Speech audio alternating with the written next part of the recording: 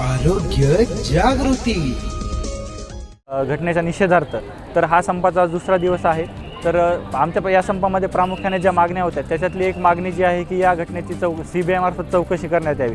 तर यामध्ये CBI आता इन्व्हॉल्व झालेली आहे, पण बाकीच्या अजूनही आमच्या काही मागण्या आहेत। त्याच्यातली एक प्रमुख मागणी आहे की सेंट्रल हेल्थकेअर प्रोटेक्शन ॲक्ट जो संसदेमध्ये मांडलेला आहे त्याला तात्काळ मंजुरी मिळण्यात यावी, जेणेकरून डॉक्टरांमध्ये एक सुरक्षिततेची भावना निर्माण होईल।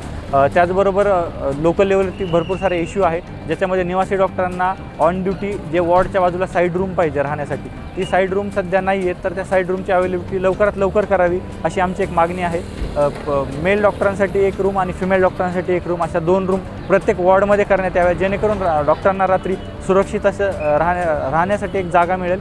त्याचबरोबर जी सिक्युरिटी आहे या सिक्युरिटीमध्ये मोठ्या प्रमाणाची कमतरता आहे, जे सिक्युरिटी गार्ड्स आहेत त्यांची। मागच्या महिन्यामध्ये घाटी हॉस्पिटलमध्ये सिक्युरिटी ऑडिट करण्यात आलं, ज्यामध्ये जवळपास 110 ते 120 सिक्युरिटी गार्ड्सची कमतरता आहे।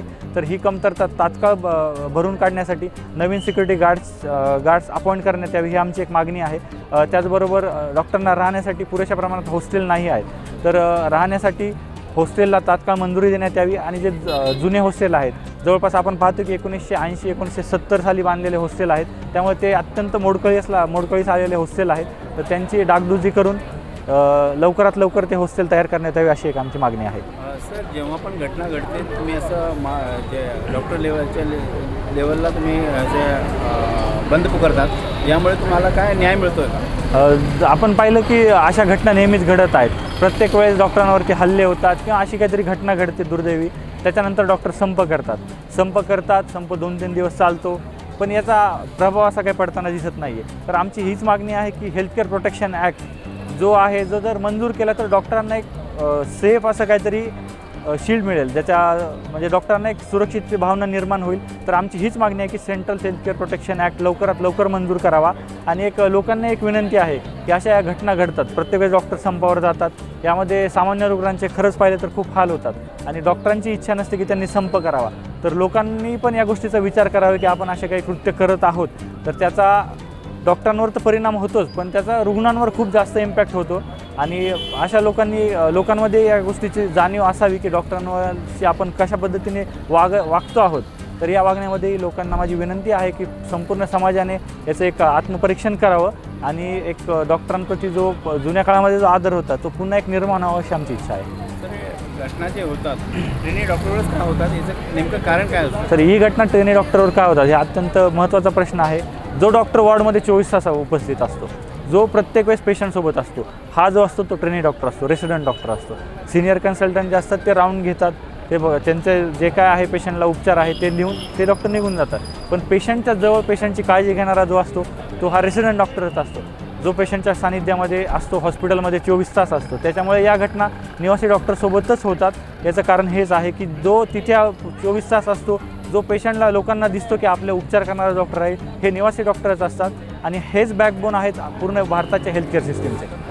ट्रेनी डॉक्टर आणि स्टाफ यांचं सामंजस्य दिसत नाही, सुसंवाद दिसत नाही आहे, यामुळे पण घटना होतात का? नाही, असं तर नाही आहे। ट्रेनी डॉक्टर आणि स्टाफ यांच्यामध्ये पूर्ण सामंजस्य असतं, फक्त एवढंच आहे की जे इतर स्टाफ असतात ते 24 तास तिथे अवेलेबल नसतात, त्यांच्या ड्युटी अवर्स फिक्स आहेत। फक्त ट्रेनी डॉक्टर यांना 24 तास 36 तास काम करावं लागतं। हेच कारण आहे की नेहमी या लोकांना अशा घटनांना सामोरे जावं लागतं। जसं म्हणतात 24 तास 36 तास ड्युटी करायला होती ट्रेनी डॉक्टरांना, हां, त्यांच्यावर असं मानसिक ताण होतो का? नक्कीच। हे जर आपण सर्वे पाहिला तर जवळपास 70 ते 80% डॉक्टरांमध्ये डिप्रेशनला सामोरे जावं लागत आहे। तर या गोष्टी कुठेतरी थांबल्या पाहिजेत हे आमचं आहे। रेसिडेंट डॉक्टरचे ड्युटी अवर्स फिक्स झाले पाहिजेत, जेणेकरून त्यांनाही, ते पण माणूसच आहेत, त्यांनाही 6 तास 5 तास ॲटलीस्ट झोपेची गरज आहे, पण त्यांना अशा प्रकारच्या सुविधा काही मिळत नाहीत। जवळ 3 वर्ष हे लोक 2 तास 3 तास झोप काढून अशा अवस्थेमध्ये जगत आहेत। बरेचसे डॉक्टर याच्यामुळे मोठ्या आजारांना सामोरे जावं लागत आहे। तर याकरता तुम्ही डीनसोबत काही चर्चा करून तुमच्या मार्डच्या अध्यक्षाकडनं काही असं चर्चा झाली का? नक्कीच, आमची रेसिडेंट डॉक्टरचे ड्युटी अवर्स फिक्स किंवा बाकीच्या ज्या गोष्टी आहेत त्याबद्दल डीन सर झालं किंवा एक हेल्थकेअर पूर्ण जे सरकार आहे यांच्यासोबत वारंवार आम्ही चर्चा करतो, पण त्याच्यावर असं काही इम्प्लिमेंटेशन झालेलं अजूनही आम्हाला काही दिसत नाही आहे। माझं नाव डॉक्टर रोहन गायकवाड, मी अध्यक्ष आहे मार्ड छत्रपती संभाजीनगर। मेरा नाम नेहा घाड़गे है। मैं यहाँ पे junior resident of department of dermatology के अंडर काम करती हूँ। जैसे कि आप देख सकते हैं जहाँ पे भी जैसे पुलिस ऑफिसर है ऑन ड्यूटी, कोई काम कर रहा है, कोई वकील है अपने कोर्ट के कैंपस में काम कर रहा है, तो उसके साथ ऐसी कोई घटना नहीं होती है। उसके लिए बहुत स्ट्रिक्ट लॉज है। लेकिन जैसे कोई फीमेल डॉक्टर या कोई भी ट्रेनी डॉक्टर अगर काम कर रहा है और उसके साथ कैंपस में ऐसी कोई घटना हो रही है और उसके लिए कुछ भी किया नहीं जा रहा है, 2-3 दिन से हम लोग लगातार स्ट्राइक कर रहे हैं, बंद पुकार रहे हैं, फिर भी कोई हमें रिस्पांस नहीं मिल रहा है, तो बहुत ही खेदजनक है ये कि हमारे लिए सिक्योरिटी नहीं है। जैसे कि हम जहाँ पे काम करते हैं, जो वार्ड में काम करते हैं, वो वार्ड के आजू बाजू में बेसिक जैसे वॉशरूम टॉयलेट्स की भी अवेलेबिलिटी नहीं होती है बहुत सारी जगह पे, तो वो लेडी डॉक्टर को उसका वर्क प्लेस से थोड़ा दूर अपने हॉस्टल की तरफ जाना पड़ता है फॉर वॉशरूम के लिए। और फिर रास्ते पे बहुत सारे ऐसी घटनाएं रास्ते पे अकेली लड़की जब लेडी डॉक्टर जाते हैं तब होते हैं।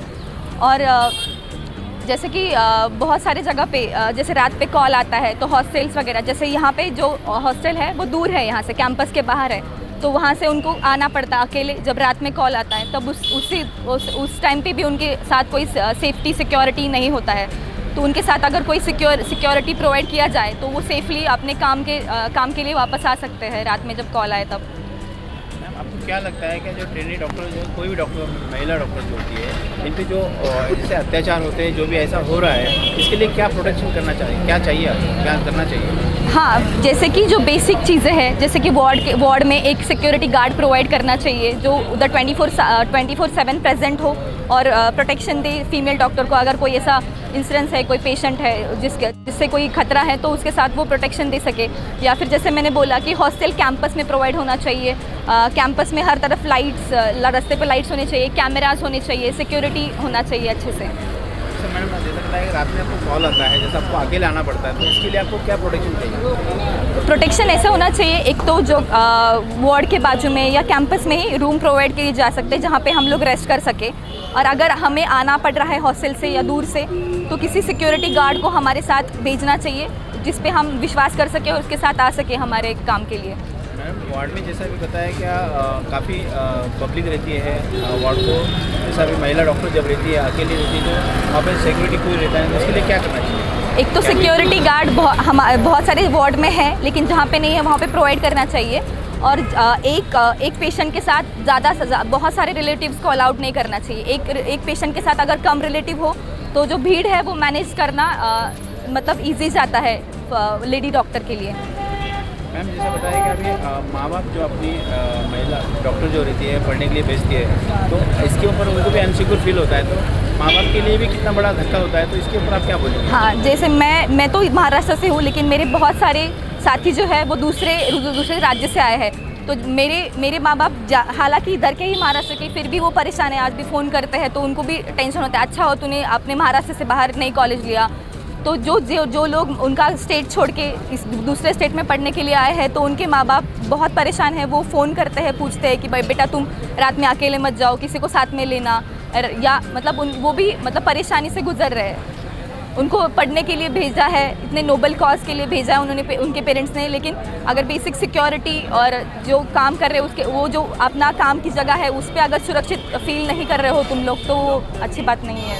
मैंने मुझे बताया कि ऐसी घटना की वजह से महिला डॉक्टर में अनसिक्योर तो फीलिंग है, लेकिन पढ़ाई में भी इंटरेस्ट नहीं आता, ऐसा लगता है आपको? हाँ, ऐसे इनसिक्योरिटी की फीलिंग तो है, लेकिन जैसे लाइब्रेरी में भी हम लोग लेट तक पढ़ते हैं, तो लाइब्रेरी से लेट उठ के जाते हैं, तो फिर लगता है कि हाँ अरे लेट गए तो अंधेरा रहेगा, अकेला जाना पड़ेगा, इससे अच्छा 1-2 घंटा जब तक सब है, थोड़ा मतलब रेलचल है रास्ते पे, तभी उठ के चले जाए। मतलब उसमें उसका पढ़ाई में भी असर होता है। हम लोग लाइब्रेरी में ज़्यादा टाइम तक नहीं बैठ सकते ऐसे। आपका नाम? मेरा नाम नेहा घाड़गे है। मैं डर्मेटोलॉजी डिपार्टमेंट में रेसिडेंट हूँ। वेस्ट बंगाल में जो इंसिडेंट हुआ है, इसके लिए हर कॉलेज के all over the India doctors खड़े हैं, बट बहुत कम ऐसे इंसिडेंट देखने मिले हैं कि other than non medical fields भी इस कॉज के लिए आ गया है।